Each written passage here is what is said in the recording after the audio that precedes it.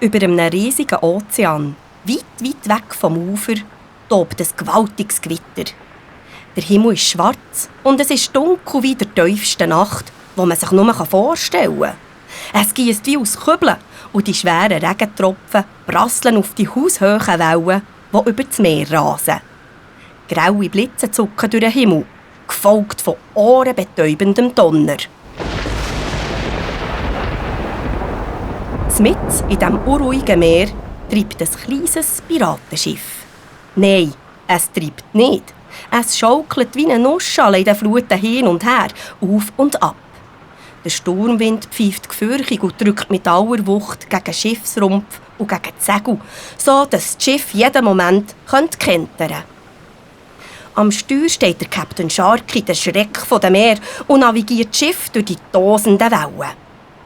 Der Michi, sein bester Freund, und die Ratte, Matros und Koch auf dem Schiff vom Captain Sharky, stehen an Deck und klammern sich an die Reling, weil sie der Wind sonst von Bord wehen. Beim Klabautermann! Bei so einem Sturm fährt man doch nicht auf hoher See! Hoffentlich können wir den Kurs halten. Ha!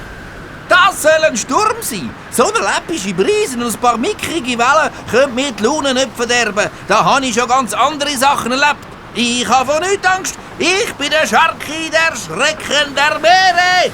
Ratte, mach die Schotter dicht. Was? Du willst ein Schalottengericht?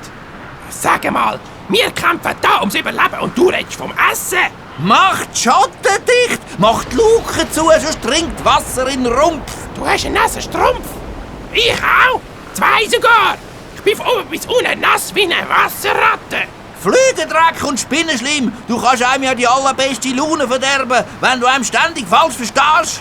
Heb deine Ohren in die Kiste und lass sie so richtig durchspülen. Strafe Tau.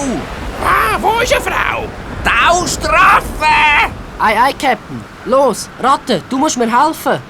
Und Hau, ruck, hau, ruck, hau, ruck, hau, ruck. Befehl ausgeführt. Und jetzt bindet alles an, was nicht niet und nagelfest ist. Jetzt hackelt's noch fest.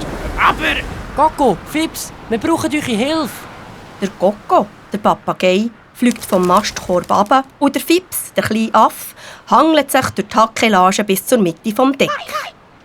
Der Coco packt mit seinem Schnabel alle Seile und fliegt damit zum Michi und den anderen. Die binden mit den Seilen das Wasserfass und eine grosse Truhe an die Reling. Sie machen einen grossen Seemannsknoten, so dass es die auch wirklich hat. Auch diese, die kleine Schildkröte, die sonst meistens auf der Reling vor sich her döset,